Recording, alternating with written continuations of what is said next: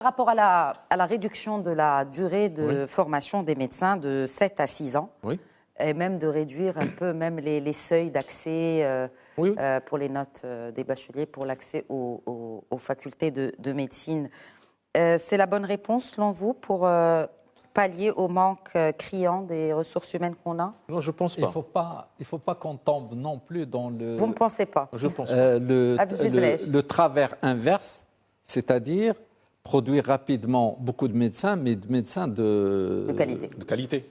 De mauvaise qualité, je dirais. Oui, si vous voulez.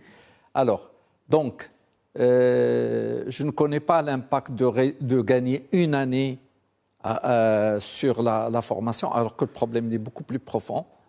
Nous avons pris un très grand retard, malheureusement, parce qu'il y avait une élimination déjà, dès le départ, par les notes et par les régions, en ce sens que les facultés n'étaient pas implantées dans toutes les régions du Maroc. Et aujourd'hui, on essaie de rattraper, mais ça ne sera pas pour demain. Il y a du temps pour avoir ces médecins. En tout cas, il a promis qu'en 2030, on aura 5000 nouveaux médecins sur le marché. Par an. Oui.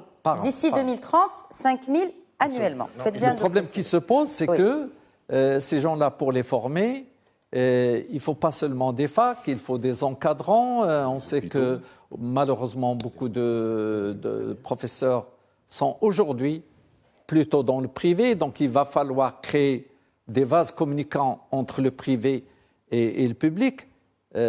Pour moi, qu'est-ce qui empêcherait un professeur qui est aujourd'hui dans le privé d'aller enseigner, s'il est motivé suffisamment, d'aller enseigner dans une fac publique? Qu'est-ce qui empêcherait un professeur ou un spécialiste dans le privé de pratiquer dans l'hôpital public? Donc il y a énormément de choses à régler.